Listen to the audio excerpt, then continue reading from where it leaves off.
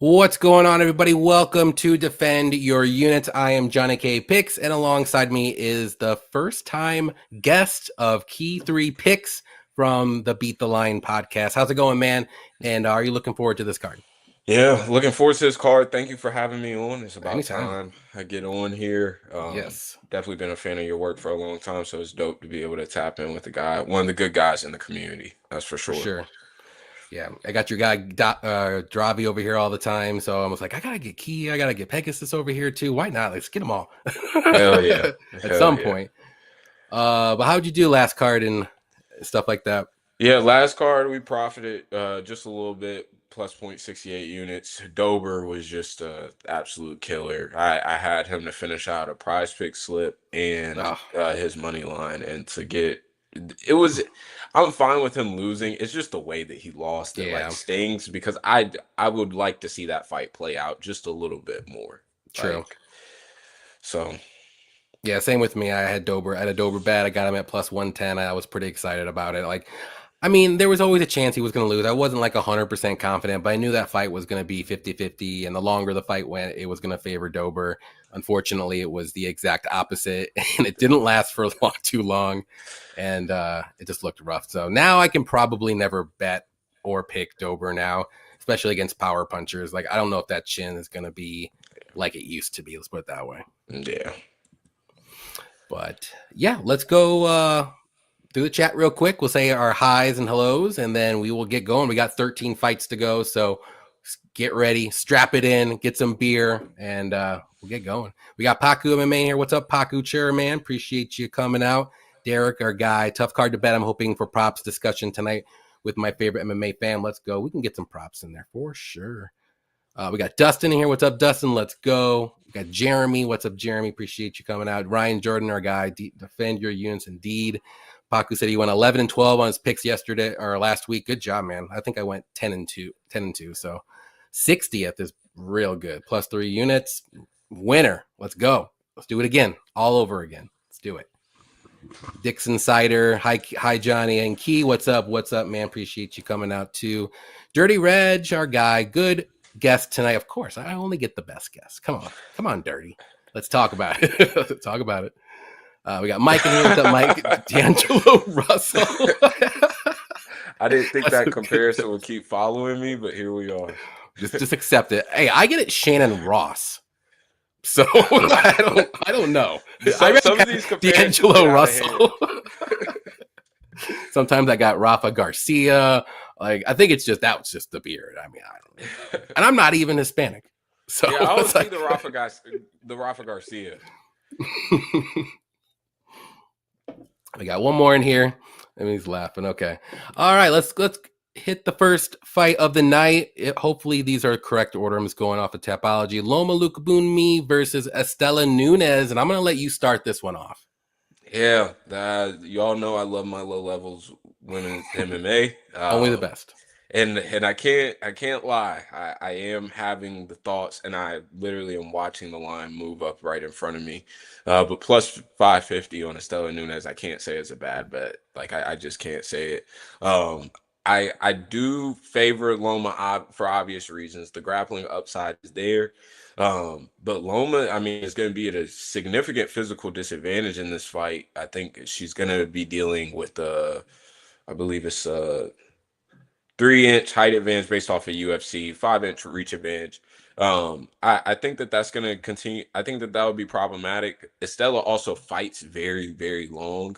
And so I think that could provide Loma some issues. And I think that she has to make this very, not necessarily dirty, but she definitely has to get in the pocket. She has to take her down. And I parlayed her against Bruna Brazil. I think Bruna Brazil is pound for pound one of the worst to ever do it. But she looked great against Molly McCann, though. Yeah, I'll stay away from that as Molly my girl, so I'm just gonna act like that didn't happen. But I will say, Loma looked decent in that fight, but I thought that she could have dominated more. Estella is a good striker. It's just a matter of inactivity. She hasn't gotten a win since 2018. And some of these performances, while they show flashes of brilliance for her, she just can't put together a clean 15 minutes, it seems like. It just that has not happened at the UFC level. Cardio issues that she is at ATT has been for a little bit, but I know that she's in Florida directly, so maybe they give her some little drugs out of the back and hook her up with some EPO, so maybe their cardio can be a little better this go round. But I think this is a really interesting fight. I don't see a ton of finishing upside either way, as I think that Loma's definitely durable, and I don't think that Loma's going to sub Estella here, but I think that Stella has some value. I know it's nasty. I know that people are gonna hate on it, but this could be one of the times where I dip my toe in the water for an insane big dog plus 550. I don't think that Loma's gonna justify my 750, but you tell me what you think, man. Okay. Yeah. I mean, I agree with everything you said. I'm just on the Loma side. I'm a big fan. I love her style. I just wish she was a little bit bigger, a little taller, a little longer. Like if she was in the atomweight division, top five, 100%. Like I feel like she would be amazing in an atomweight division, but unfortunately, it's not.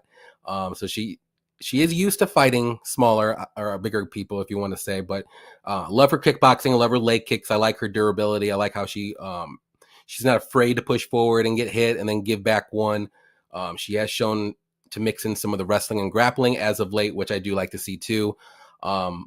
But Nunes, like you said, solid striker. She's got quick hands. She fights long. But my thing with her is her cardio. She seems to tuck her out after a round and a half, or the volume starts to fade. And then she kind of, I don't want to say death gasses, but it's almost to the point where she's just surviving out there. And that's what I'm a little bit worried about for her, especially in the third round. She might look good in the first. She might win the first. But I think as the fight goes on, you're going to be hoping that she stays alive and,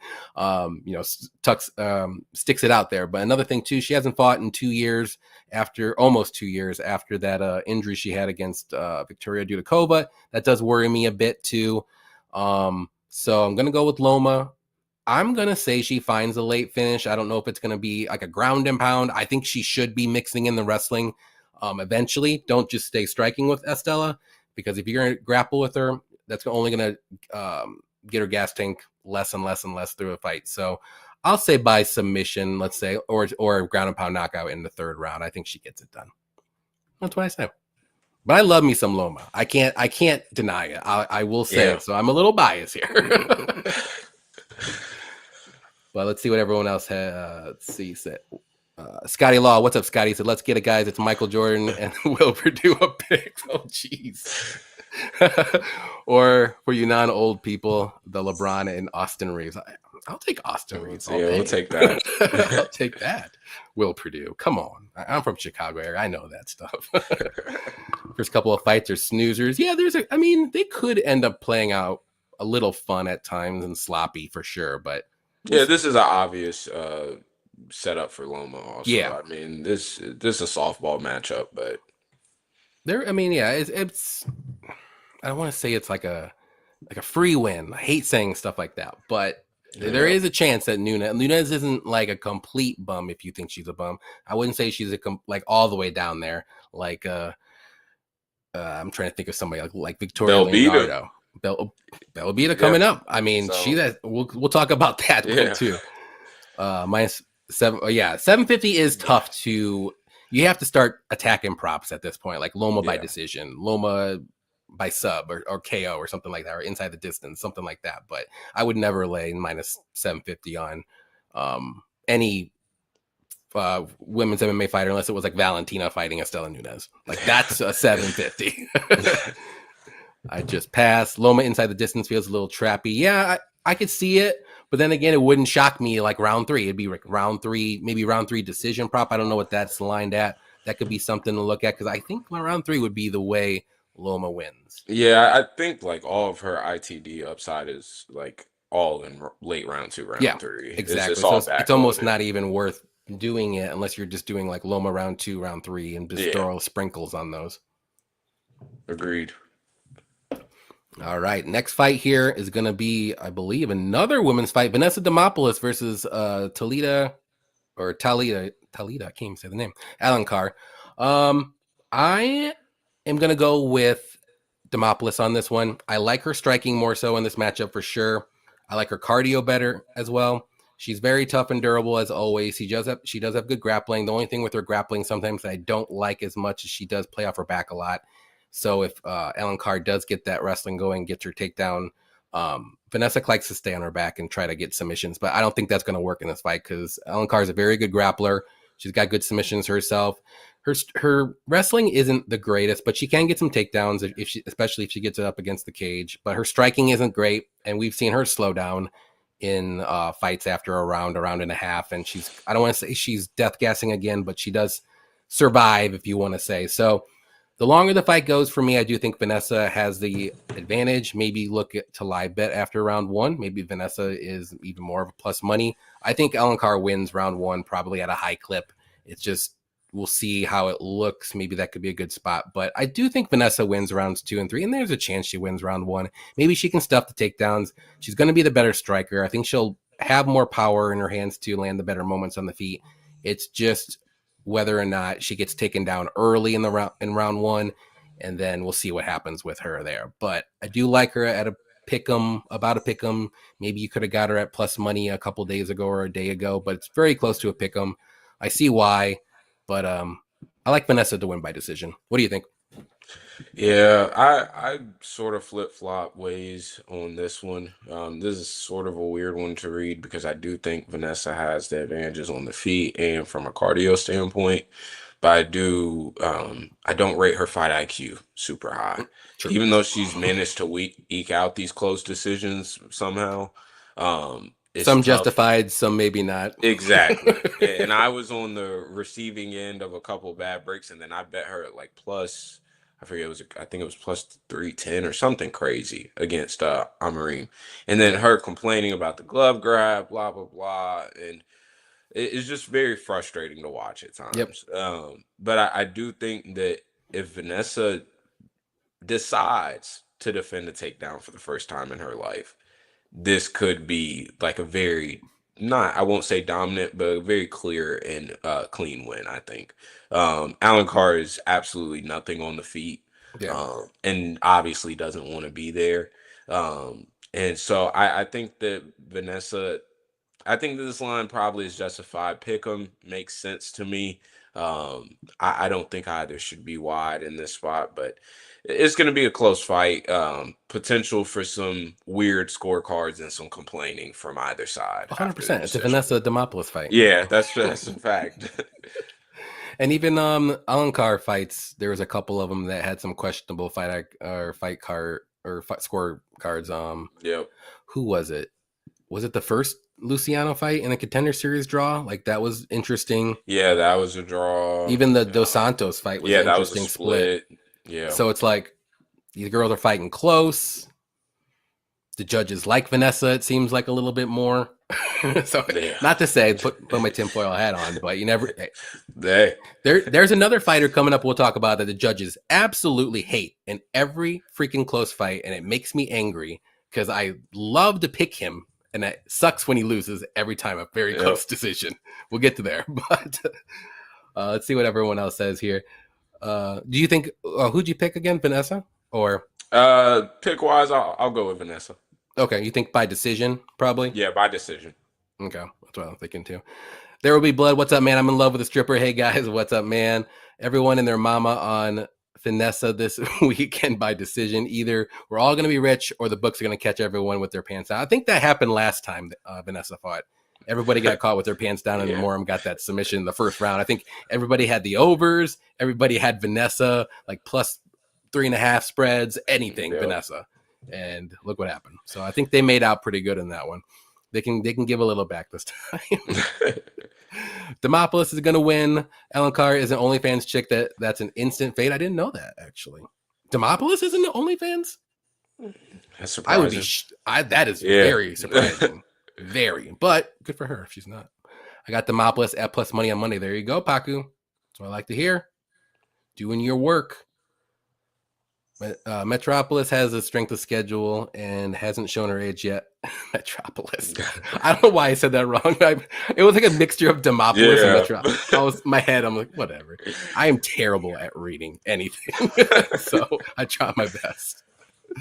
The commission is indebted to Vanessa, Saldi, and Mike Beller. Yeah, they do. 100%. Love it. Dirty Reg even likes Demopolis. I like to hear that. Let's go. All righty. Next fight is going to be Victor Henry versus Pedro Falco. I'll say Falco. I like Falco better. Who do you got here? Yeah, I got Victor Henry. I think I personally played him at -155. That's what Dub It's a good Club line. members got. I think that the line movement is justified. I know that Falcao was a very popular dog based off of my memory in his debut against Hugo. And I think everybody was just very eager to fade Hugo. And it's Yep. sad that he's out of the UFC and we won't get those fades anymore. True. But I think that Falcao showed to be who he's been in every fight in his whole career. And there was a weird period in layoff after, I believe it was the Dana White Contender Series fight in 2021. He didn't fight again until late 2023, and then he got the short notice call. Yep. So he moved to Vegas, and it was purposely staying in shape, waiting for a short notice call. So I'm not surprised to see that his cardio didn't look awful in that fight versus Hugo. But he very quickly seemed to know whenever he was outmatched, and was just spamming takedowns, and that's all he can do at this level, in my opinion. I don't think that he has much on the feet. He's not very comfortable. It's some big overhands, but he's trying to get to his wrestling. Victor Henry, catch wrestling background. Josh Barnett, we know the whole story with him.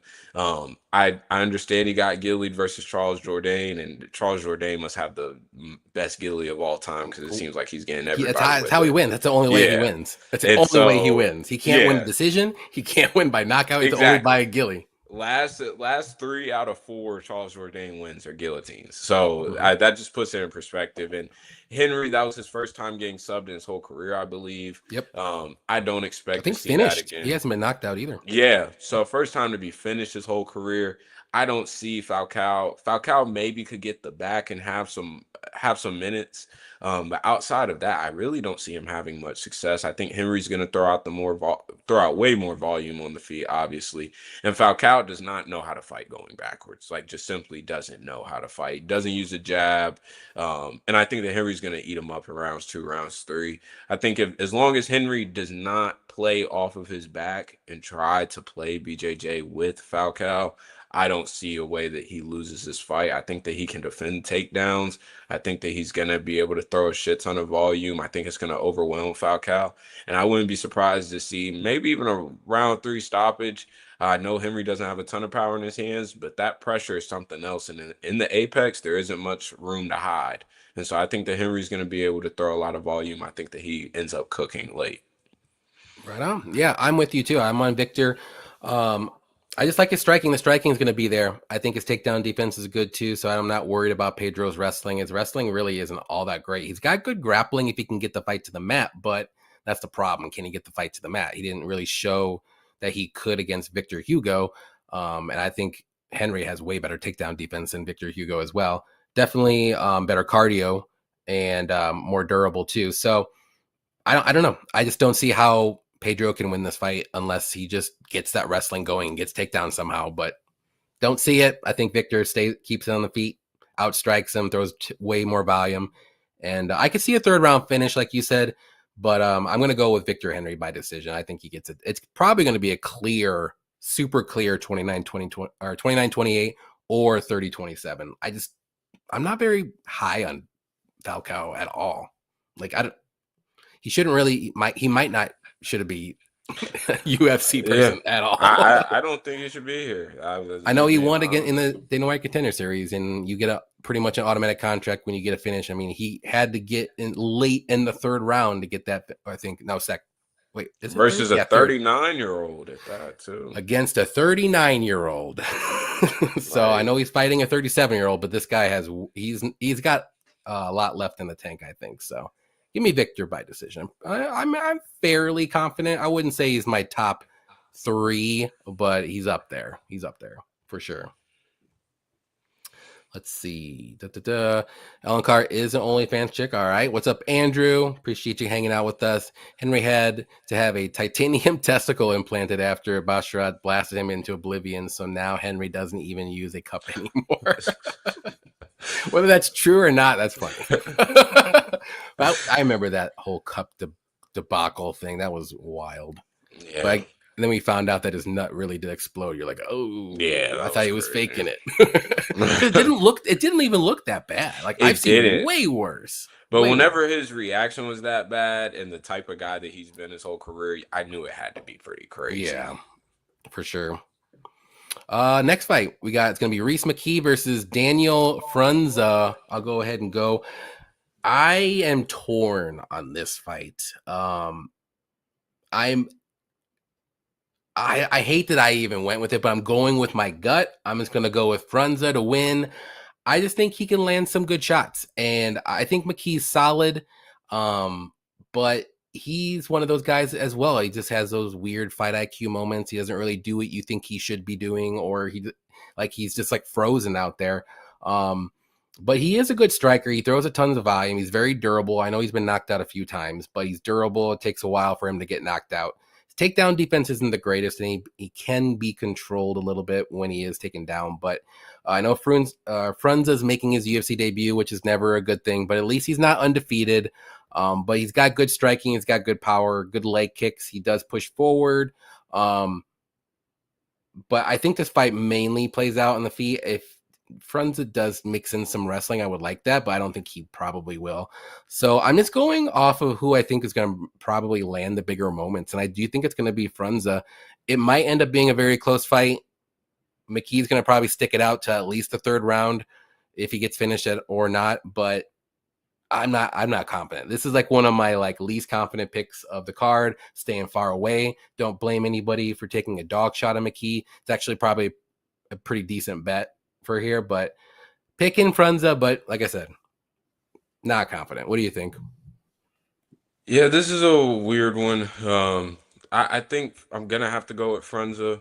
And I'm not sure what this guy really is at this level. I don't know either. But I do know that he is meat and potatoes wise of his game. I think it's solid. Like he's gonna walk forward. He throws hard, has volume, differs his attacks. Like I think that he's a solid fighter. I'm unsure if he's truly UFC level, but I know for a fact that McKee is not really UFC level. Yeah, and that this shows is a second stint. Yeah, second stint. He's 0-4 in the UFC. And none of his he's not really having like performances that spark any bit of hope. The guy is still he had 1 minute in the Ange Lusa fight at the very end of the fight that I was like holding on to my couch for because I had an Ange Lusa bet. and that's really his only path in a lot of these fights is breaking people late and finding ways to stick around and then be able in that round 3 to just let off a lot of volume. And I think Frunza is a guy that stays calm. I could see McKee having some success late potentially, but I think that there's a power difference here. And defensively, I mean, McKee's just a wreck, like complete wreck defensively. I mean, no head movement. I mean, I really don't rate his striking defense well at all. So I think the Frunza gets it done. I'm not sure of knockout because McKee will stick around and find ways to just stay in the fight. But I do think the Frunza gets it done here. Okay. Yeah, I was just looking at Frunza's resume. He has gotten subbed twice, and they're both rear naked chokes. I was seeing if McKee had any rear naked choke wins. He's got a guillotine. He's got a triangle. He's only in one. His very first fight, he got a rear naked choke win. So Yeah. I don't think McKee is going to be mixing in the wrestling and grappling all too much, but it might be a good idea for him to survive anyways if he's in trouble.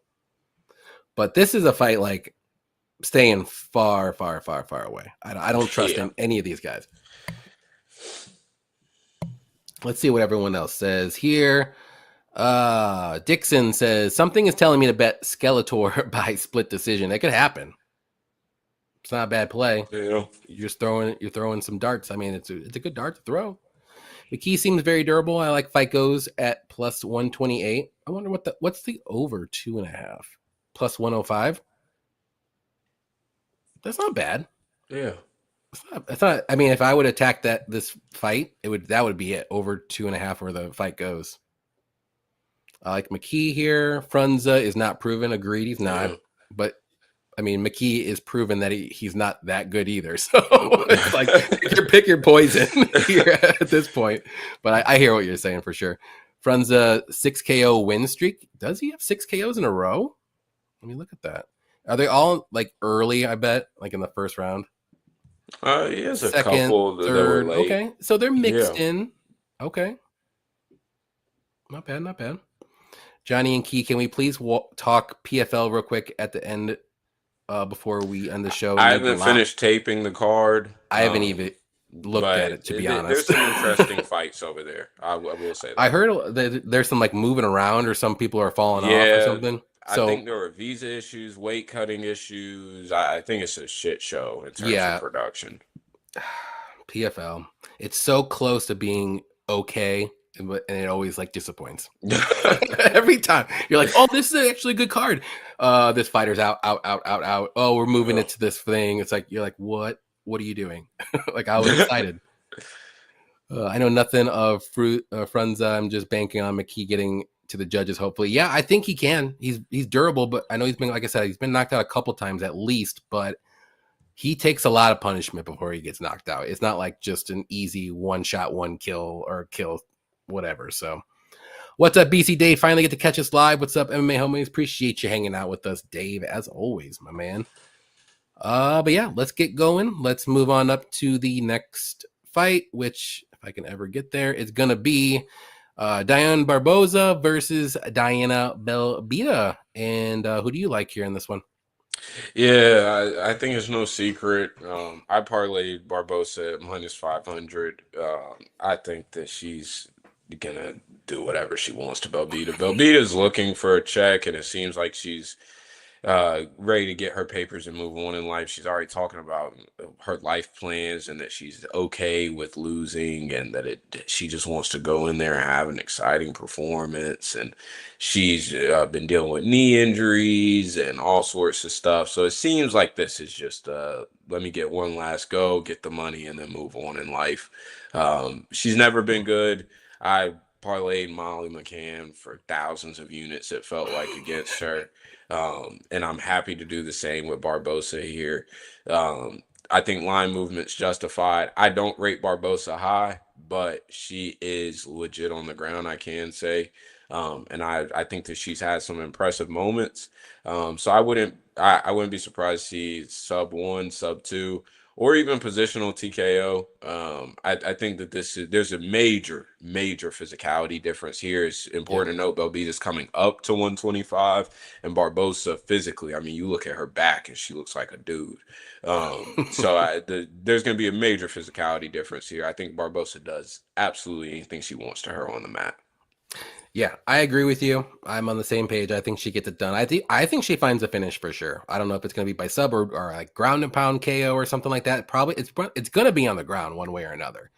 I don't think she'll get her on the feet. But Belbita is just too hittable on the feet. I know she's a striker. She does keep her. If I had to say a couple good things about her, like she does keep her range pretty good. But like what I hate about it though is like she sticks her head all the way in and fights like this. So you can hit her.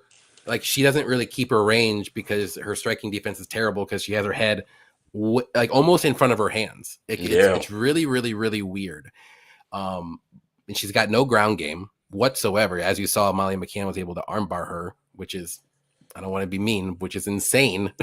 So, but Barboza is just the better fighter overall. And if she gets this fight to the mat, which I do think she will, she can just by pure strength just take her down. I don't think it's going to last too much longer than that. I mean, I like the play that I'm going to be looking at, and this one is Barboza inside the distance just to be a little safe. I think that's pretty close to plus money. If not, it's like a pick'em price. That's how I would attack it.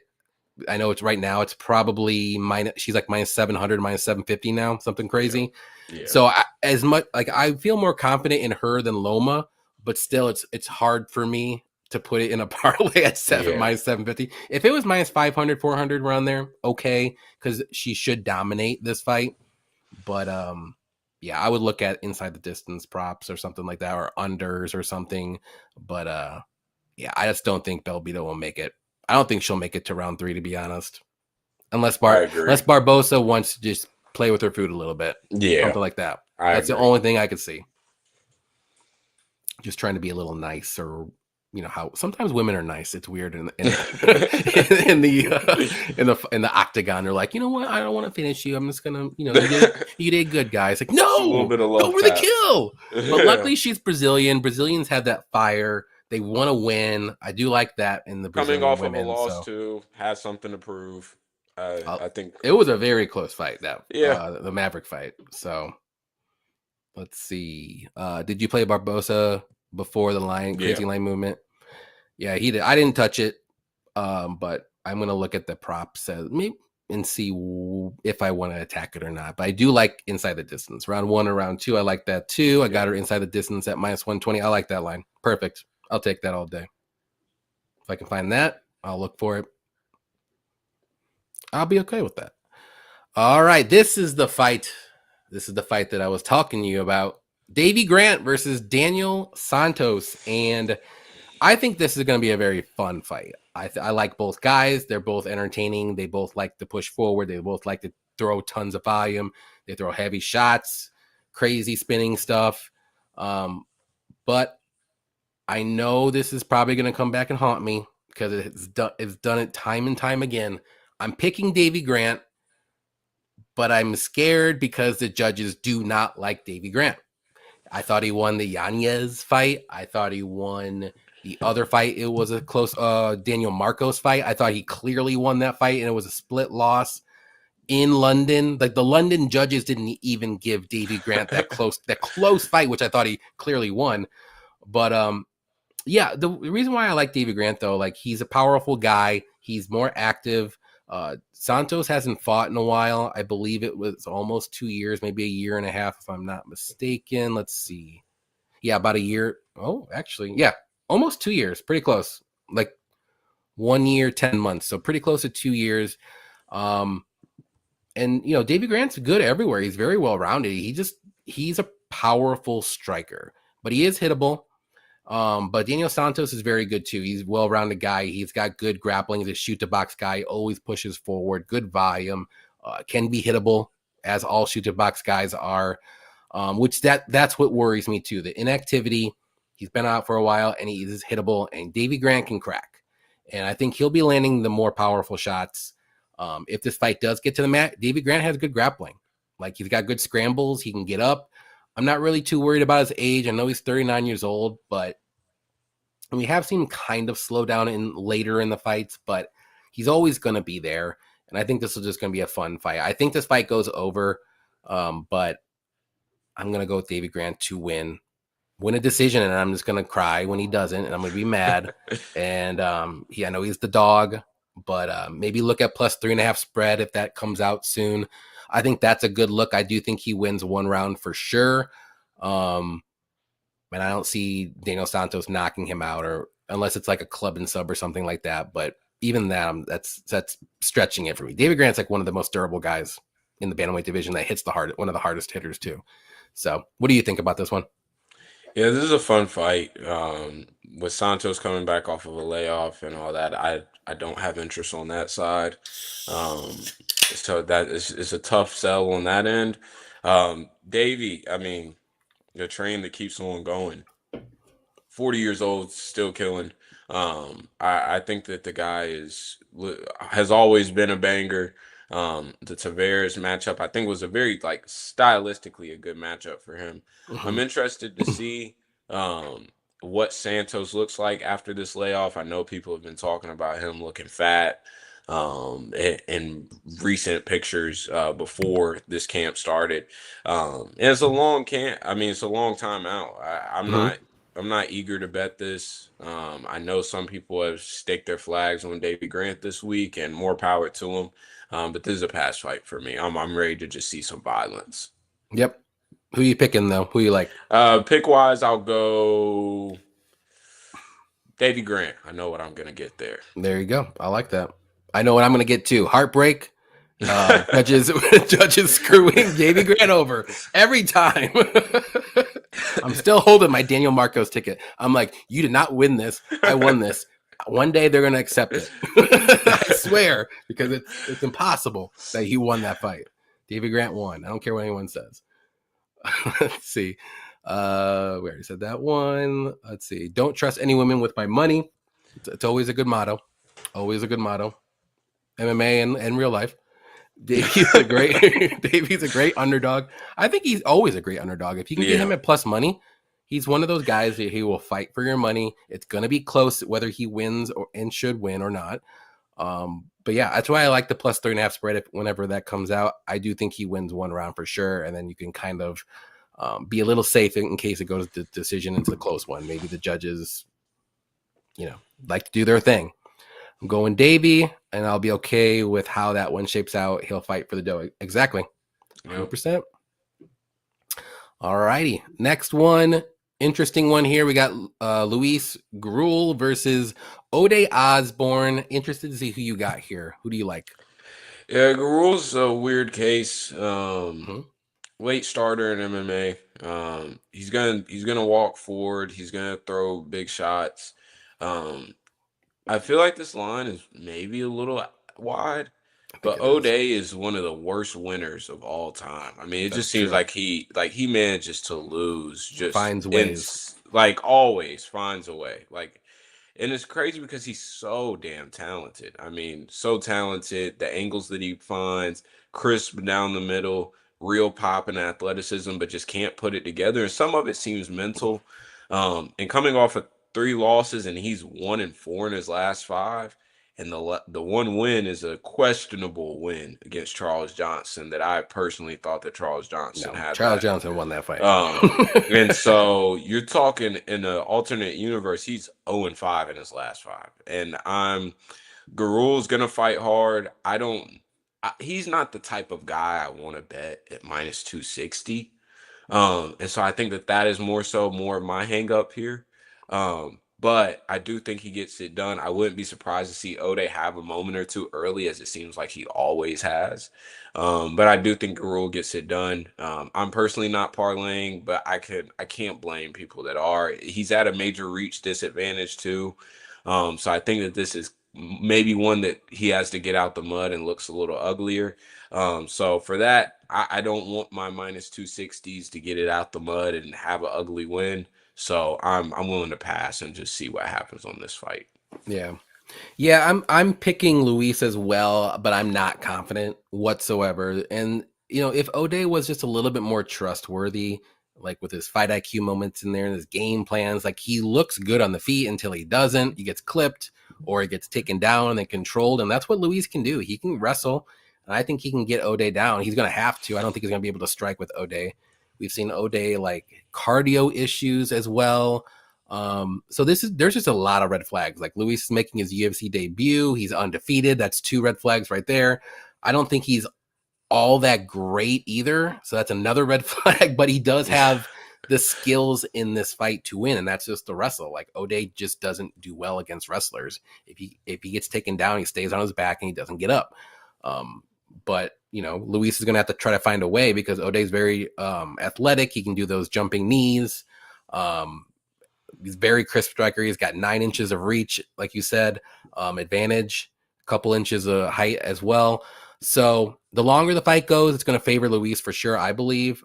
Maybe Ode can squeak out round 1, maybe round 2, but I just don't see Ode winning. Like he's going to look good. He's going to have his moments, like you said. But I just think he's going to find another way to lose. Like it'll be like a crucial 3rd round decision. Like he's going to have to stop a takedown. And if he does, if he stops it, he'll win. And then he'll get taken down. And you're like, well, that was it. Like he had it right there in the grasp of his hands, and then he just loses it. I could totally see that happening here, but I would never pay to see that happen. So, especially at this price, no way. Like I don't think Luis should be minus 270 right now. I think he should be like a minus 170. Like that's more appropriate for me. So I don't mind anybody taking a shot in Ode, but you're just gonna have to know going in, like there's a lot of red flags going into that plus 220, but he has the tools to win. but he hasn't really shown it at all in any of his fights. Like the Charles Johnson fight, I don't think he won, so he didn't really show anything. And so gonna go Luis though, but I'm not confident. This is one of my lower level confident fights that I'm staying away, far away, and watching it, getting little break if you want to say, so I can let my heart settle in case I win or lose, and we'll go from there.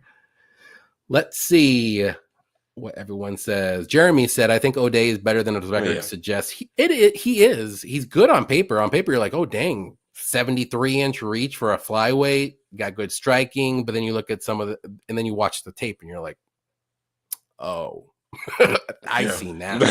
I see. I played Gruel and Barbosa as a parlay for more fading their opponents. Well, I respect it. I like it. I mean, like I said, just for me, I gotta see one fight in the UFC for Luis before I can bet him at minus 270. That's just me personally. Yeah. I do think he wins. He's got the path to victory. Wrestle. Let's just hope he wrestles for everyone's sake. If I just bet on O'Day one more time, he's gonna win. I could feel it exactly. Just keep doing it. It's gonna hit eventually. Real trains with some dogs in a great gym. Yeah, does he train at Factory X, if I'm not mistaken? I think he's with Roy Val now, though. Oh, okay. Didn't they split up Factory X? Split and everything. Okay. So yeah, but he went with Roy Val and those guys. Nice. That's a good one to go to. He also trains with Sandhagen. There you go. That's another good one. I want to bet Gruel because it rhymes with Monday Mule or Money Mule, and that's pretty cool. Any thoughts on if the fight goes or not? I think it goes. I don't think Luis is that finisher on the feet.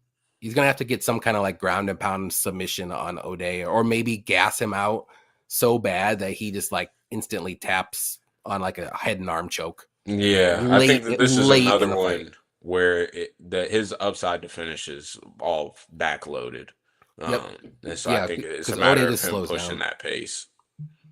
And the over 2.5 is minus 140. That's not too bad of a price, but it is O'Day we're talking about here. And these are flyweights at the end of the day. Flyweights have been finishing like almost every fight, it seems. It's insane. This year we've got some crazy exciting fights, but yeah, historically, nah. True. And if Luis was a little bit more dangerous, I guess, if you want to say, and then maybe I'd be more willing. I know he has got 5 KOs, but you have to remember too, they all came his first 5 fights. So there you go. God. He's got 1 submission though. That was a kind of recent, but his first 5 fights were the KOs. So that's where against lower level regional guys. I don't think O'Day's that bad. I think he'll give it his all, but there. Yeah, I would pass on. I would probably go over in this fight if I had to pick one or the other. All right, but we're at the main card. If you haven't hit the like button yet, please hit that like button for us. We appreciate you. And we got Robert Valentin versus Torres Finney. I'm going to go ahead and I'm going to go with the guy who's fought 3 times on the Dana White Contender Series and won all 3.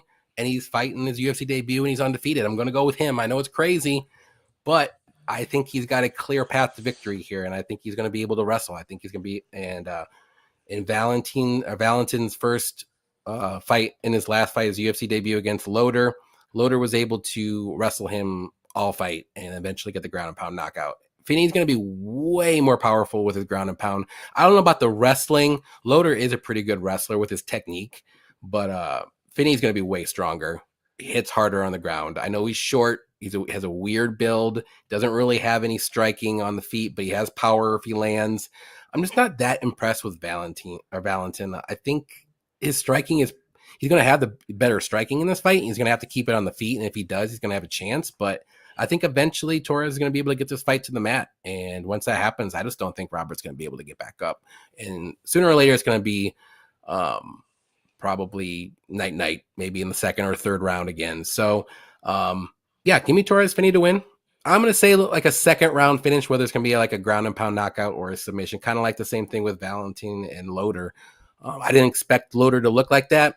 I didn't really rate Loader all that much, so that does leave a little bad taste in my mouth, but I'm going to go with Finney. What do you think? Yeah, I lean Finney here. Not a very confident pick, I will say. Because Valentine is he's a really like weird fighter. I bet him Hmm. against Loader because I didn't rate I did Loader too. at all. Like I did, and that was more so in hindsight, a lot of bias on me just thinking Loader was shit. I can see that me It too. Valentine, yeah, if Valentine just made some questionable decisions, like and he usually does, but it's not that because I don't think that he's just like an awful grappler or anything because his takedown defense is awful. But Yeah, he's in transitionally and scramble for scramble, he's not like bad. And he gets the back, and I mean most of his career wins are by submission, I yeah. He's believe. got 6, I Um, believe. yeah, and so he's able to throw up subs. He has opportunistic BJJ. Like I think that he's not a bad grappler, judo background, I believe. And so he's a violent guy, but I just think that his decision making is not good, and I just would have liked to see a little bit better decision making for me to be confident in taking a dog shot on him here. Hmm. I think that for me, I don't know if he mentally can stick to a game plan for 15 minutes. It True. seems like He there's is. He's very always wild with whatever he does. every sequence feels like it's a potential banana peel. Yeah. Like every sequence is like I'm on edge, like feeling like, oh shit, like what is he gonna do some dumb shit here? Like what's gonna happen? And I just those aren't the type of guys I want to back. I can understand dog shots, and I do think that Finney at this level, in the UFC is going to be able to find some wins. I do have questions about him long term, Me too. because I do think that there's just one some physical limitations, but limitations in the striking for sure. But it's not like Valentine's going to sit back and teep kick for 15 minutes and manage range and defend takedowns. His Like body won't let him. yeah, like literally, like it rejects good fight IQ. Like it Yes. just rejects it. And so I think for me, I think Finney gets it done. I have to imagine he's able to bank 2 rounds off of good control and making the fight ugly. And I think that Valentine is just not going to be able to defend enough takedowns. And he does a good job of digging underhooks, but once people start chain wrestling, getting to body locks, and Finney's so short that I mean, I saw a tweet earlier today how easily he can just with those long arms just pick an ankle Yeah. up, Yep. and dump him right back. And so his cage wrestling is really solid. I'd like to see him if he really wants to make a run, really clean up some of the control issues. But I think that overall the guy's I mean absolute freak athlete. I love to see athletes at this level in the UFC. I hope that he can put together a few wins. I think he gets a debut win here. But this is a weird fight to me. Yeah. And like I think someone said that in the chat. Derek said UFC is setting up Finney to win. He's a parlay piece here. I think this is kind of a little setup fight. Um Not to say like it's a complete like layup, but there's a style like the styles here like are perfect for Finney. Like you just saw it in the last fight with Loader and Valentine. Like Finney can do exactly that. Same game plan all day. Like I have no I know what Finney is going to do, and he's going to do Yep. exactly what Loader did. He might not be able to do it maybe as good. He might be able to do it even better. Like, but he's going to be able to do that in something, and that's all you need to do. Like, either way, Valentin was going to lose that fight, whether it was by decision or a finish. I knew that right away. Like 2 minutes in the fight, I'm like, there's no way Valentin. My bet's toast. Because he can't stop a takedown, and Loader was able to control him the whole fight until he got ground and pound out. Yeah. So, and I can see that happening here too. Again, same thing. Let's see. This is the main event of the night. Finney fight week, boys. That's crazy though. He had to fight 3 times and win on the Dynamite Yeah. Contender Series. That's wild. I can see 2, Uh, but yikes. And he had 2 finishes too. That's crazy. Played football against Finney in college. Thickest fullback. Wow. Well, yeah. I'm sorry if you Jesus. got hit against him. Yeah. Jeez. What's up, Pick'em MMA? Appreciate you coming out, hanging out with us too. Definitely check out Pick'em MMA on YouTube and Twitter, Instagram. He does great work each and every week. I'm sure he has his picks out already. I'm interested to see what you got. I'll watch your video here shortly. If those odds are true, I think that's a very like decent bet. I mean, we saw Finney get hurt against, I believe it was Rouston. Okay. Yeah, I do think that a lot of Valentine's success is front loaded based off of chaos. Like I think Yeah. he's again those banana peel type of sequences. Yep. Yeah. I would say early for sure for Valentin for sure. Everyone about to turn on Finney after he kills everyone's parlay isn't going to decision and not finishing Rob. He's going to do a cringe post fight promo nobody care about because he he didn't finish. Watch, yeah. I just do the money line, put him in a parlay. That's all I gotta do. But I do like the unders though. I think the unders hit. Either guy's dangerous. I think that could get it finished, but I think it's the Finney side more so. But Val, like you said, Val round one is not a bad look for sure. Next one is going to be Gerald Mearshart versus Brad Tavares. Interested to see what you think about this one. Yeah, this is a weird one. As this card is everywhere, it feels like. It's like at least Mirror six. Shard, I can't cap to save my life. I've tried to fade him. He fucks me and ends up winning sub two, sub three. Bullshit. I mean, just crazy stuff. I he can look decent on the moments on the feet, but his head is just right there on the center line the whole time. I do like his left leg is using that kick, but I don't rate the guy super highly. And this isn't a fight where he's fighting somebody that's gonna gas. Like Tavares isn't gonna gas here. I do think Tavares is a cleaner striker. And while Tavares, I understand, hasn't just looked great as of late, and overall has just been sort of a mid-level guy in the UFC throughout his time. I do think that he should be the favorite, but I will say I saw, I believe it was minus 270 earlier this week. That was wide. I can understand GM3 dog shots because Tavares isn't a guy that ever looks to cover that type of price tag. Yeah, So GM3 does have more finishing upside. Um, but I don't think that this is like the round or the fight if GM3 gets it to the mat once. Like I don't think that that's the case. And Tavares has a solid takedown defense, and so this is a weird fight to cap. I'm personally going to stay away because I don't feel like I've ever had great reads on either guy, and I don't know if Tavares is just completely washed. But if he isn't, I could see him putting on a pretty good performance here. As I don't think that GM3's ever been that good. Honestly, he's a guy that is a dog with solid grappling and has found ways to win and outlast people. But I don't think that this is one of those fights here. yeah. Who are you gonna pick here though to win? Pick wise, I'll Tavares. Okay. Yeah, the more and more and more I thought about this fight, I was just like going back and watching some of these fights, and Brad Tavares is historically, has very good takedown defense. Like he's always pretty durable. It does take a lot of damage for him to get knocked out. He's been knocked out like 4 times, I believe, maybe 5 tops, but I think it's 4. Never been subbed, I believe. He's not really a finisher himself. He does have good striking though. And I think that's what Mearshart's kryptonite is guys that are very good strikers who can put you out. And I don't know if Tavares is that guy. So I think this fight does go late. And the later the fight goes, usually, like that's Mearshart's like bread and butter, like round 2, round 3, like let's go. I'm gonna outdog you in these rounds. Tavares is historically like he does have pretty good cardio as well, but I just watched that the Park fight last time, and like later in that fight, like he did slow down a pretty decent amount, and he was getting taken down.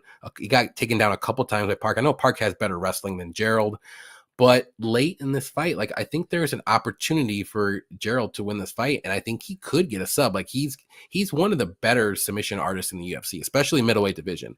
He's got tons of submissions, and I'm gonna take a shot on Gerald. I'm what Brad is giving Gerald to me is not dangerous enough. Like his striking is not dangerous enough to put him out. I think Gerald's going to be able to at least try for takedowns up against the cage. He might not get them all the time, but it could be a super boring fight.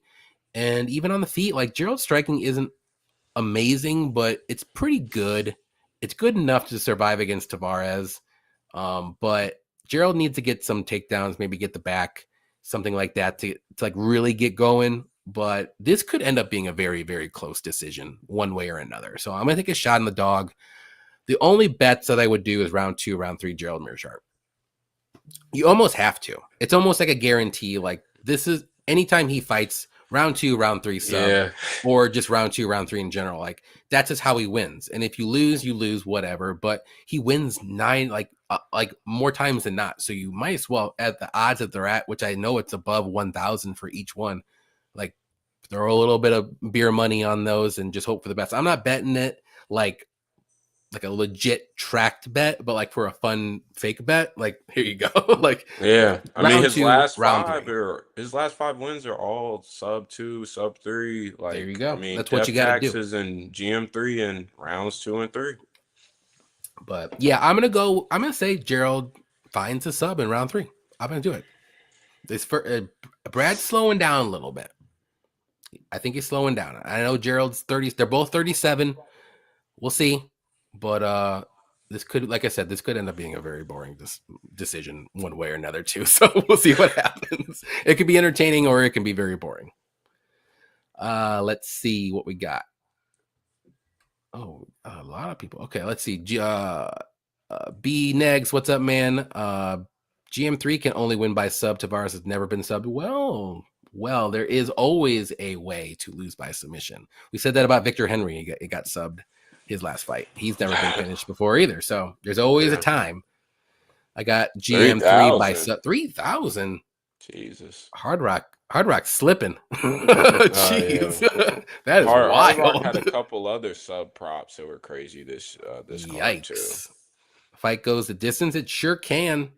If it's going to be like a cage pushing, Gerald's trying to get takedowns and Brad's saying no, it could definitely go to decision all fight for a couple hours and went down to 450. That's wild. Tavares 80% takedown defense. Yeah, he's historically have very good takedown defense until the Park fight, and then he got taken down like in crucial times. I think he still won. Did he lose that fight? Yeah, he lost the fight, but it was a very close fight until the 3rd round. No way a GM3 sub is plus $3,000 unless someone messed up. That's the only way. 13 decisions and 20 fights for Tavares is bullshit crazy. I hate to watch this fighter, even if he thinks he can have my money. Where'd you guys get the line? I can't unsee GM3 getting swept by Hamzat. Yeah, but Tavares isn't going to do that, so you don't have to worry about that. But that was wild, though. Let's see. GM3 versus Brad. I'm passing all bets. Yeah, I don't blame you. But I think it's just there's auto bets that you have to do on certain fighters, and Gerald's that guy. You have to do round 2 and round 3. Throw a little bit of cash on it. Next one, we got Kennedy versus Martin Buday. I'll go ahead and start this one. I am all over Kennedy in this fight. This is definitely one of my most confident picks of the card. Maybe I'm foolish. We have seen Kennedy look bad in some fights, especially against OSP. But you have to realize who he's fighting.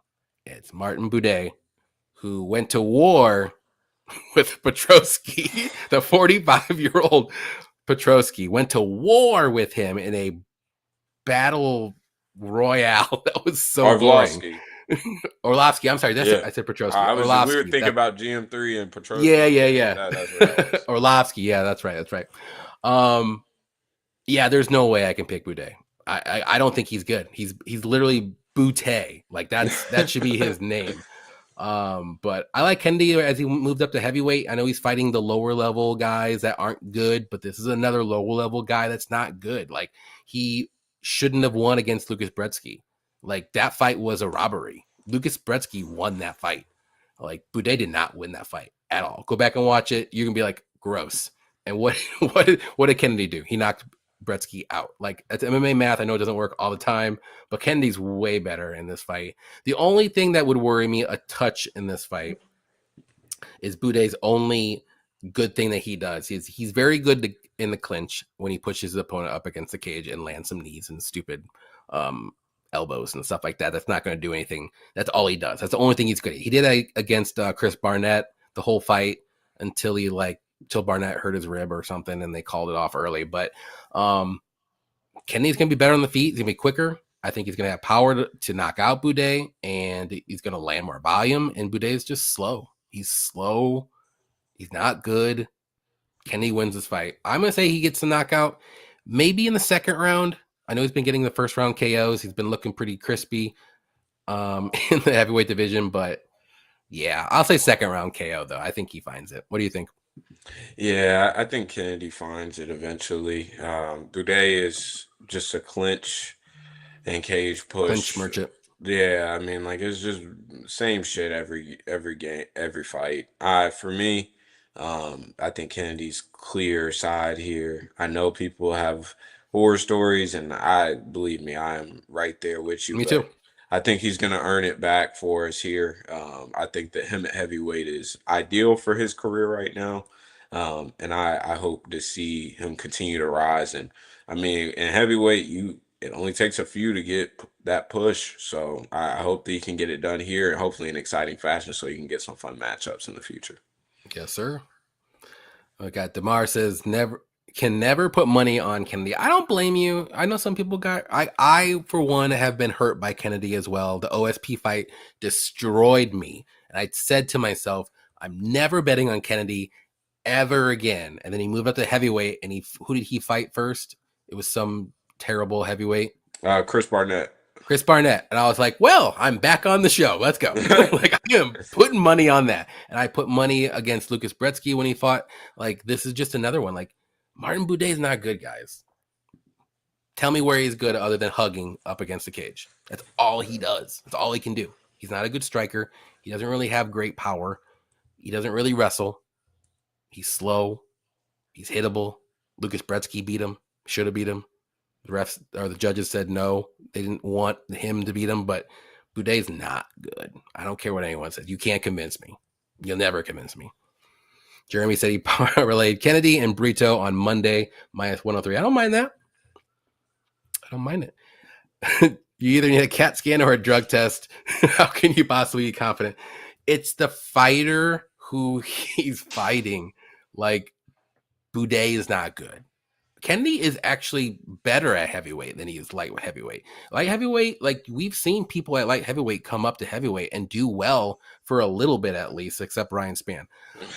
Other than that, like they've been like Jailton Almeida. I know it's a clearly different thing. I'm thinking there's other fighters like light heavyweight's actually a really good division, like athletic guys. Like Kennedy was super slow at light heavyweight.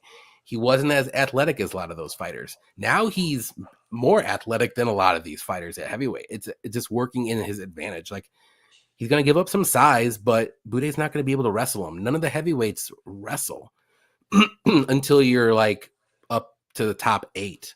So he has nothing to worry about until then. Not to say he'll even make it up there, but he's gonna win this fight. I don't care. Yeah. He's gonna win this fight. Boudet by hug. I mean, that's how he wins, but I'm telling you, Kennedy will land the more damaging shots. So maybe the judges will be like, nah, the 14 and a half minutes of cage hugging. Yeah. It's out. I'm done with those people too. I'm done with cage huggers. Like, no, get him out. Get him out of the UFC. Thing. Like, this is the perfect matchup for like and whenever we're thinking about big favorites, like you don't want their margins to be thin at all. And for Kennedy, I mean, he has very wide margins here. I mean, even if he were to hypothetically, let's just say, fall asleep for 3 minutes of the round and allow Boudet to clinch him, it only takes 1 or 2 shots to then steal the round back his way. So I think that, and in real scenarios, I believe that Kennedy's just going to completely wash him. But even if Kennedy does have a bad performance, there's still a lot of bailouts here. True. I agree. Boudet 6-1, including contender series fight. Yeah, but look at who he's fighting. He's fighting worse people than him, and he did not beat Lucas Brzeski. He didn't beat him, and he's worse. He's terrible. Life or death with Orlovsky. Life or death with Orlovsky, guys. Even Dontel Mays was able to knock out Orlovsky. Dontel Mays would beat Boudet. Like, there's tons of people that would beat Boudet. I don't care. Boudet's not good. Chris Barnett, you're gonna brag about beating Chris Barnett? Come on. No way. Second round KO, great rap by Cannabis. What's up, Elijah? Late, but we're here. Appreciate you coming out and hanging out with us as always. I'd rather bet Terrence McKinney to win a decision than Kennedy money line. Well, you're just not gonna win a Kennedy money line. Then I'm telling you, Demar. Come on, man. Have faith. If you have that much faith in Boudet, then put some money on Boudet. And you tell me how it happens and how it happens after Saturday. Waldo couldn't KO Orlovsky. Yeah, well, Waldo's a different breed. He likes to dance. Okay. Yeah, Waldo was showboating and talking to people throughout that performance. Yeah. And I think he knows now that he needs performances like he did in his last fight in order to get some more better fights and better money. So I think he realized real quick that it's not a good thing to play with your food, if you want to say. All righty. Next one. Very interested to see what you got here. Cortavius Ramius versus Chang Ho Lee. Who do you like? Yeah, this is weird. I bet Bolanos, I believe, last time out against Romeus. And like that bet, I think the Romeus is kind of underwhelming outside of his moments. Like he has moments where he looks very good. But outside of his moments, it's weird because he just never learned and just still, I mean, he does have a little bit left in his career to figure it out, but he never really learned how to fill the space with anything. It's not like he's going to consistently have an educated jab out there, teep kick, blah, blah, blah on the feet. And on the mat, I do think that he's decent, but positional awareness can be lacking at times, can be a little overzealous at times. And the Imperato performance was just a really bad look to me. Imperato is, in my opinion, just a complete like can at this point. And he just wasn't able to do what he needed to do in that fight. I don't rate Bolanos that high. And I also don't rate Chang Ho Lee very high. I mean, he's just a guy that's there. He fights hard. He wrestles hard. He's going to clinch a lot of dirty boxing, a lot of stuff up close. But it's not like he's technique for technique. He's not a guy that's just going to outclass guys and look amazing in performances. And so everything is a grind for him. And for me personally, I think that this will end up being a 29-28 type of fight. And I've seen some hot takes with Cortavius by sub and blah, blah, blah. I think Lee will be able to wrestle out and be able to defend all subs. But I do think that Lee could have some moments where he ends up looking bad early. But I think that Lee has the opportunity to grind him out late. I think this is just a weird, awkward type of fight where neither guy's very high level at all. And that's sort of been outed by now. But I do think that that this line is probably about right. Pick wise, I'm gonna go with Lee because I do think that he is the better fighter, although I don't think either guy's good. I know what Lee's gonna do. I know what he's gonna give me. He's gonna grind out. He's gonna wrestle hard. He's gonna fight out of bad positions. He's gonna dirty box. He's gonna clinch. He's gonna make shit ugly. So for those reasons, I'm gonna pick Lee, but I haven't gotten to a bet here, and I don't know if I will. Yeah, this is a weird one. I know for my pick when I did my breakdown video, I went with my gut. I don't rate either guy very high, but my gut told me Cortavius will win. So I'm gonna go with that. When I did look at the line after I did my video, I thought the line was wide. I think it should be closer to a pick'em. I do think Lee should be a slight favorite. I think at the time maybe Cortavius was like plus 150 or so range. I think he's like minus 120 or plus 120 now or so. It's just for me how the fight goes. I think the striking. It's weird because I think the more technical striker is probably Lee, but maybe the more moment guy, dangerous guy is Ramos. Yeah. Not to say that like he's super technical or anything, but like he will be the guy having the moments. And then the grappling, again, moments is going to be Ramius. I think he's a little bit better with his submissions, but the more technical control guy would be Lee. And it's just like both guys are they have talent in a way, but they're not great. I think this is a clear 50-50 fight, and I'm just going to go with the dog. I think it's a dog or pass fight, personally. I don't think there will be a finish, but if there is, it's probably going to be on the Cortavius side. I think he's just the more dynamic athlete, if you want to say, and a little bit more dangerous. But if Lee had a little bit better of a performance in his last fight against Long, like Long was the shorter guy, the smaller guy, was able to basically hug him up against the cage and like clinch him the whole fight. And it was a battle of who was doing more knees to each other.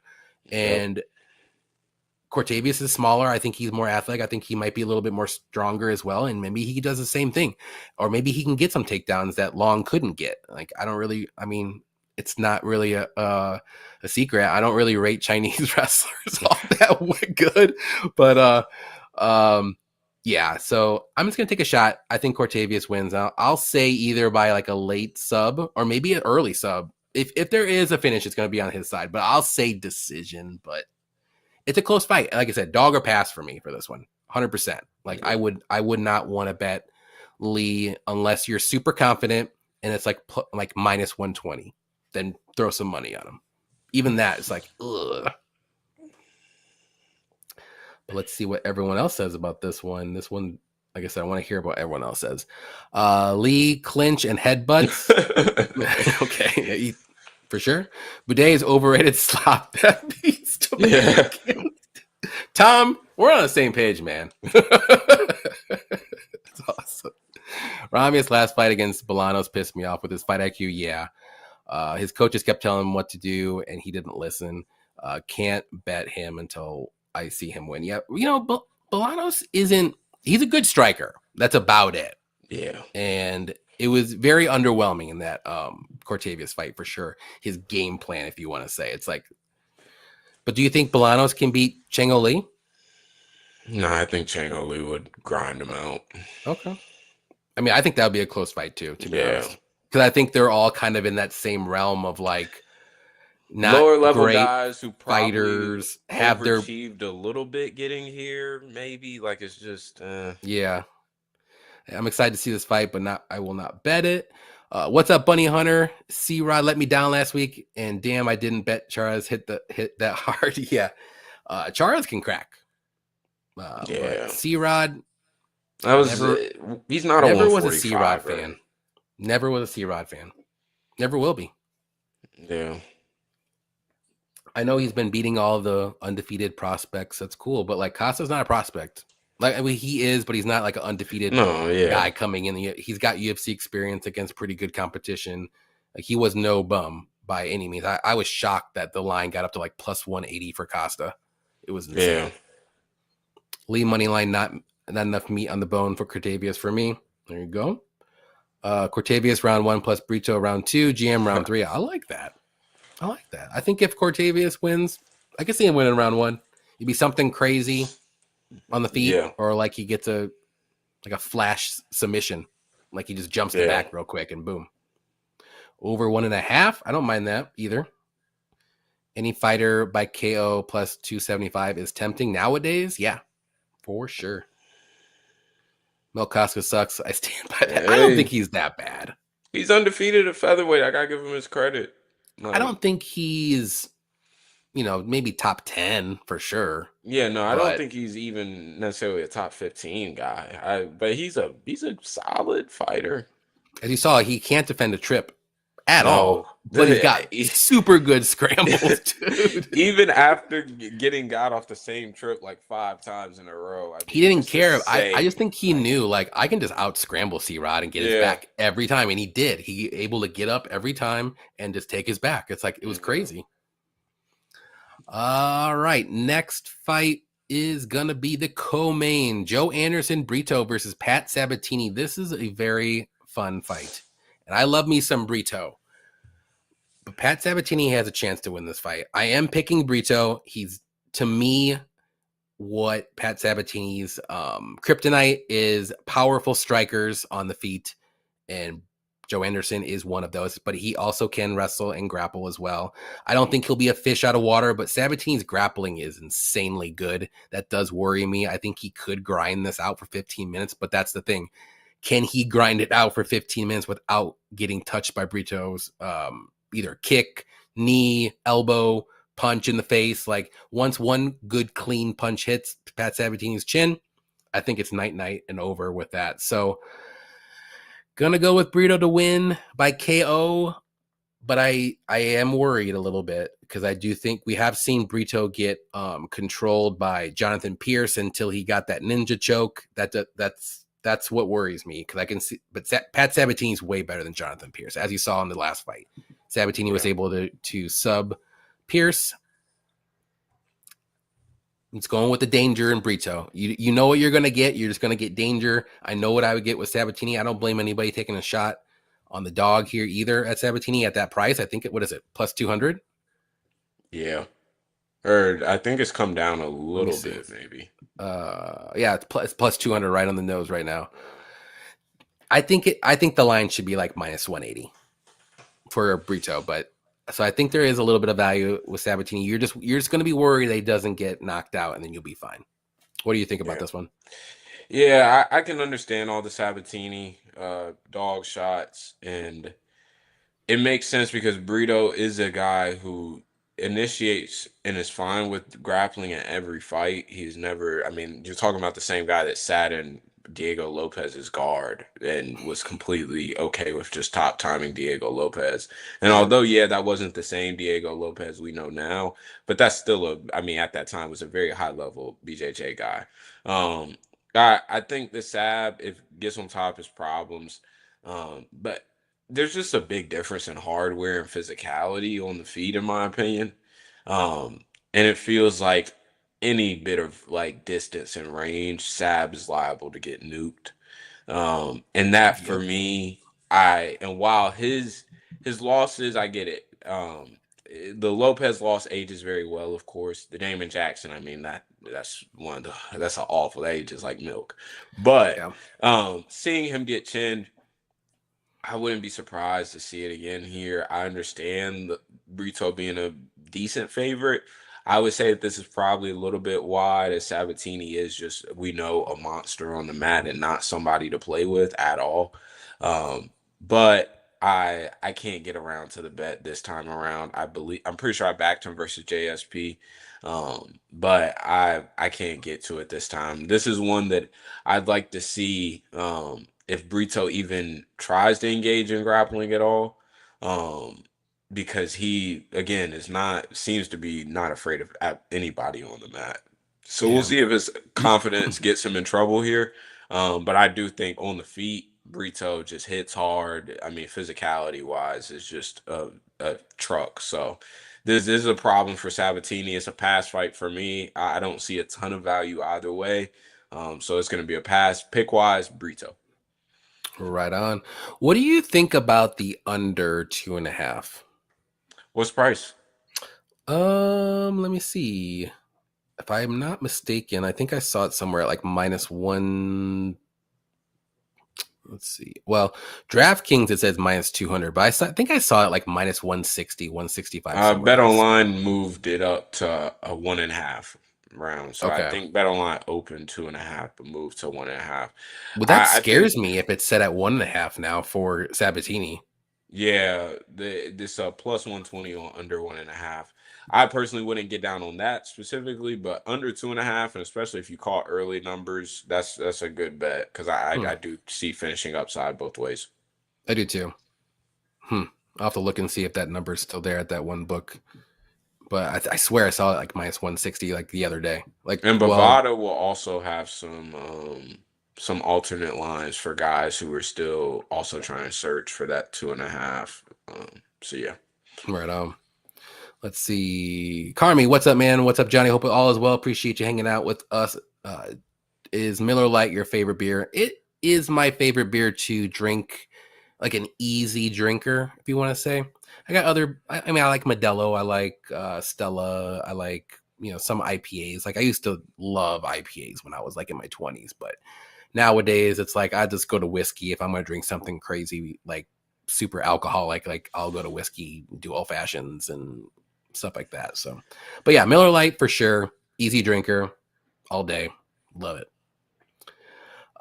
Real sport bet picks. What's up? Can the Dodgers do it? Can they freaking make me richer? Yeah, Dodge. You just bet that's how did if you want a retirement fund right now and this year, bet the Dodgers every game. It doesn't matter what the line is. Like they are that good. Is insanely crazy how good they are. They are like they have depth and they can lose like Otani and still be okay. They can lose Mookie Betts and Otani and still be okay and win the division. That's how good they are. They have pitching is amazing, bullpen's good, like everything on about that team is good. It's disgusting. I hate it, but it is what it is. Come on, Brito Dorito. Sabatini has a glass chin. Yeah, that's what worries me for sure about him. Elijah Wan got the under 2.5 at minus 145. That's a good hit. I like that. Now, if I could find 145, now we're talking. Burrito wins any way he wants to. IPAs all the way. And I played fight doesn't go at minus 180. I like that too.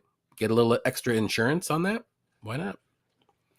All right, we are at the main event, and that's going to be Josh Emmett versus Lerone Murphy. And I'll let you go. Yeah, I know we'll get to some parlays at the end, I believe. For sure. So I won't. This is a pretty binary main event to me. Murphy has the better process over 5 rounds, over 25 minutes. We know what Josh Emmett's looking for. Yes, he found it against Bryce Mitchell. I know Murphy has been dropped before, but the guy is, I mean, absolute dog, one. Just an absolute dog. And two, I don't think that I don't think that Emmett possesses enough tools to be able to find the shot against Murphy. I think that Murphy would be able to kick. I wouldn't be surprised to see some cage pushing and even a takedown or two from Murphy. I don't expect him to finish Emmett because Emmett's proven to be durable. And I don't see him getting a sub or anything. But I expect Murphy to win over 5 rounds. I'm not parlaying minus 300 personally. Because at minus 300 range, I want you to be having a lot of finish upside. And I don't think that he does because Emmett still is tough. I know he's older, but Emmett does a good job of pacing himself in fights. He doesn't He survived overextend a Ilya lot. for 5 rounds. Exactly. I That's all you mean, need to know. the only man do it. So like you got to give credit there. I still think that back in 2022, I'm pretty sure I had Cater winning that fight, but that's besides the Oh, point. Cater won because I was there live. He Yeah. clearly won that Yeah. fight, and I had a bet on Cater. It would have been like an amazing night. That's another And one then you got that to show to the ruined it. bookies. Yeah, I still had another it. two.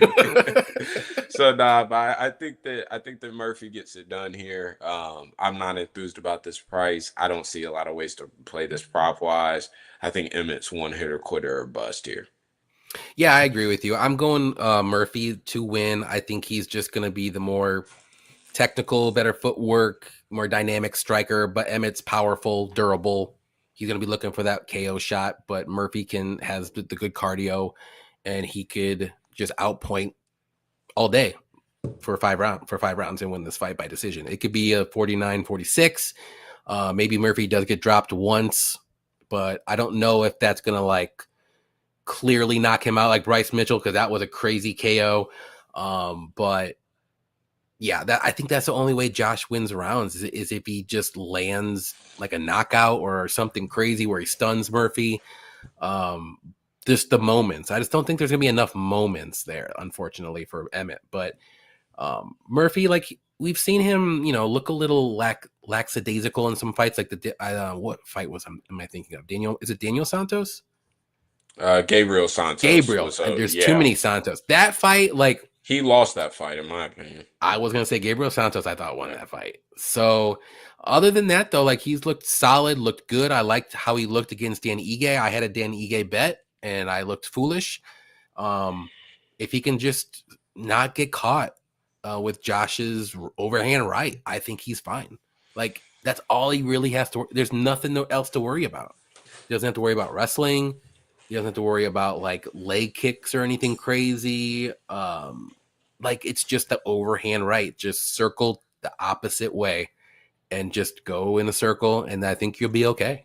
Like Josh Emmett's really not the biggest featherweight either. Like he's kind of short.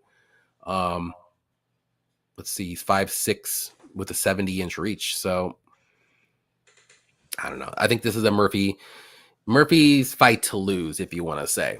He gets caught, he loses. Like that's really how it goes down. And I think Murphy wins the decision if he wins. He's not going to knock out Josh Emmett or anything crazy. No.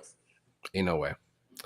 Let's see what everyone else says, and then we will get to doing our live show bets. Let's see. Jeremy says, I may be a Josh Emmett fanboy. He likes Josh Emmett all day. Lighten him up in Winnipeg. Is that hockey? And is Winnipeg playing today? I don't even know. I know I looked at the stuff, but I'm not following it right now. Emmett said on media day that when he found out that he was a plus 275 underdog to bet the house. Well, I'm glad that he did, but it's tough. And we got Dravi in the house. What's up, Dravi? The boys. Let's go. Appreciate you hanging out with us, Dravi. We'll have to get you back on another show here shortly. Ulysses. What's up, Ulysses? I have nothing on both your Twitters. You guys have been cooking. Or I've noticed. Okay, yeah. Hey. Sometimes yes, sometimes no. But last week was a good yes. But Key always kills it. I see all the good stuff that he puts on each and every week. So definitely give this guy a follow if you haven't. In the description below, that's where you can find him on Twitter and all of his other good stuff too. And what are you guys going to a different night for your show? Beat the Line? Yeah, I think we'll be on Friday night. Peg blamed Drav on Twitter for our issue scheduling, but it's all Peg's fault. So whenever y'all are in the comments of our live on Friday, shit talk Peg all live. There we go. All right, let's go to our easy money parlay. This is just the parlay that we like to get the plus money on 2 legs. What's something that we're liking that's pretty confident? I think we're both confident on Kennedy, right? Yeah, so we can go ahead and have Kennedy there. I'm totally fine with that. Are we both aligned on Victor Henry? Yeah. Not a typical guy I would parlay usually, but I'm fine with that. Okay. Knowing I already have a bet on him. Yeah. I'm just looking and see what else we got here. Any do you do a lot of over under bets? Oh, I have PTSD. I haven't touched the over under since Buckley. Some people KO say yes. Wonderboy. Oh my gosh. Finney is at minus 325 right now. Oh shit. Some crazy money's coming on him. That's on DraftKings I'm looking at right now. Good Lord. That's probably where I would stop.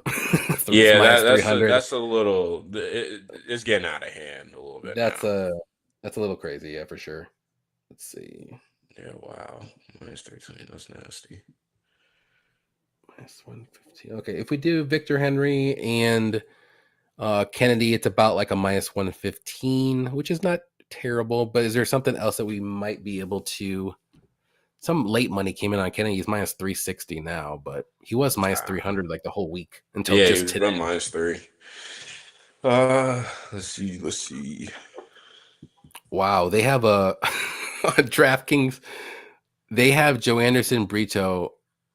Usually they do the minus 3.5 spreads to start out. They have minus 7.5 for Brito. Jesus, they're expecting a KO. Yeah, big time. There's no way. Not even minus 5.5. It's minus 7.5. Yeah, that's crazy. And that's only minus 135. It's not even plus. Really? Yeah. Nah, dude, DraftKings is wilding right now. That's interesting. That's a crazy line. I'm fine with over and if you trust Estella to just last out round 3.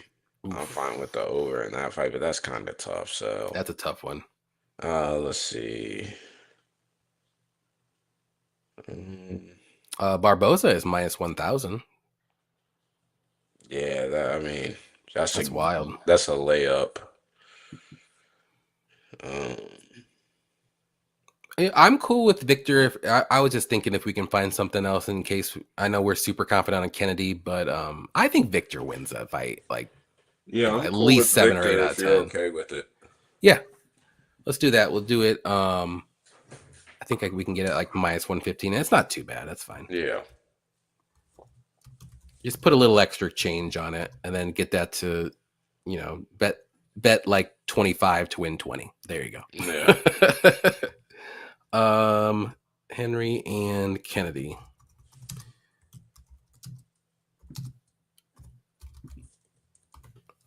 right, let me get that going. Put this up on here. So this will be the easy money parlay for this week. So now we're going to do like a beer money parlay, something crazy where we're going to try to get like maybe plus 200, plus 300 legs. Maybe we can do 2. Sometimes we've done 3, but I think it works better with just 2. Yeah. What do you have something in mind off the top of your head?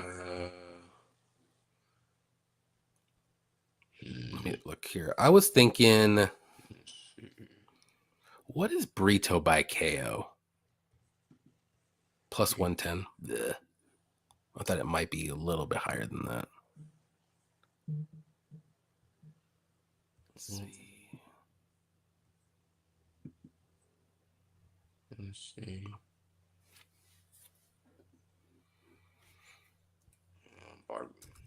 I was thinking Davy Grant by decision. Ooh. Well, what's the number on that? Let me look real quick. Plus 215. I thought it'd be higher than that. Yeah, I thought it'd be a little bit higher, but I'm still fine with that. Let me look and see if I can find a different price.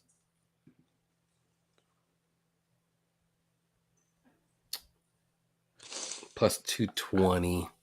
I'd say it might be a little bit of a hot take, but Torres Finney by points plus 250 on Bet Online. I'm not sure what it's on DraftKings.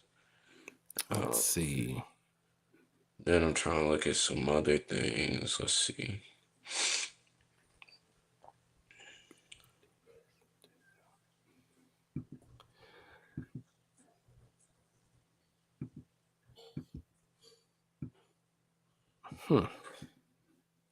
Last week, man, there was a ton that stuck out. This week is like, yeah, this is kind of a dry week in terms of like some for sneaky props and spots. stuff. Yeah. Yeah.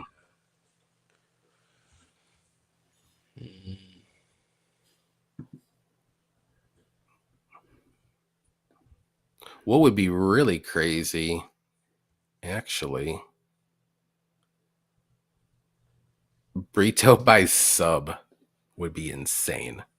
And I could see something like a club and sub, though. That would have to be it. That would be fucking crazy. But that I could totally see him doing that, like just knocking him down and then just wrapping up like a front choke. Yeah. That would be wild. But it's plus 750 though.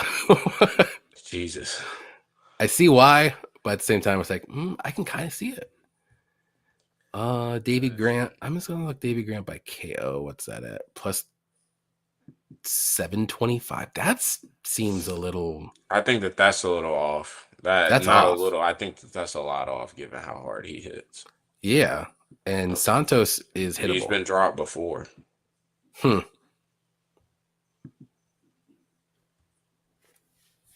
Interesting. Let's say I'm fine with Davy Grant even by decision though. If you want to stick with that one, yeah, let's stick with that. I think that'll be an interesting play just in case.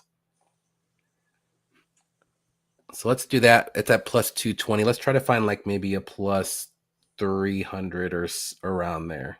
All right. Let's see.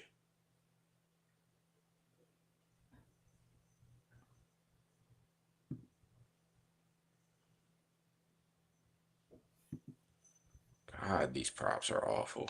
I know. I'm like looking at them all. I'm like, man, there's nothing really jumping out.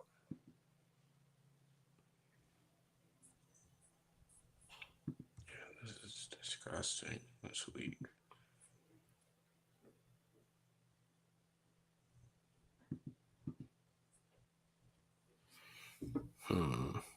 I'm stumped. I'm not gonna lie.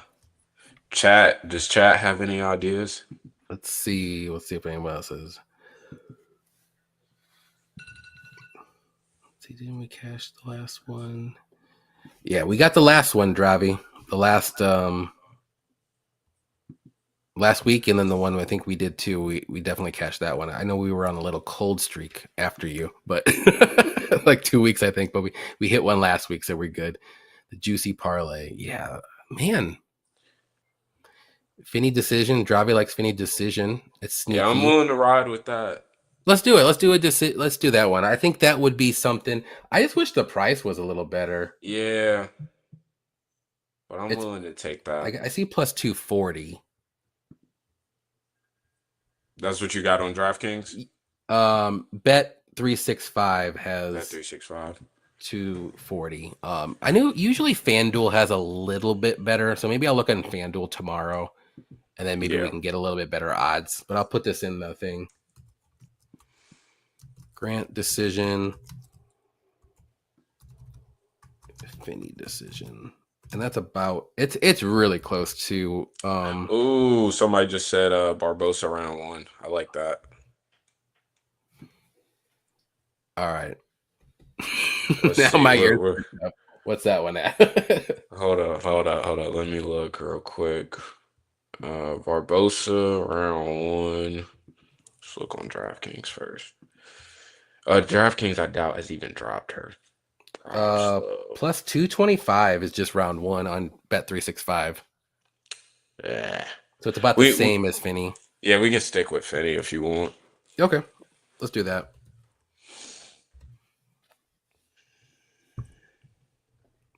All right, so that'll be the crazy juicy beer money parlay is Grant by decision and Finney by decision.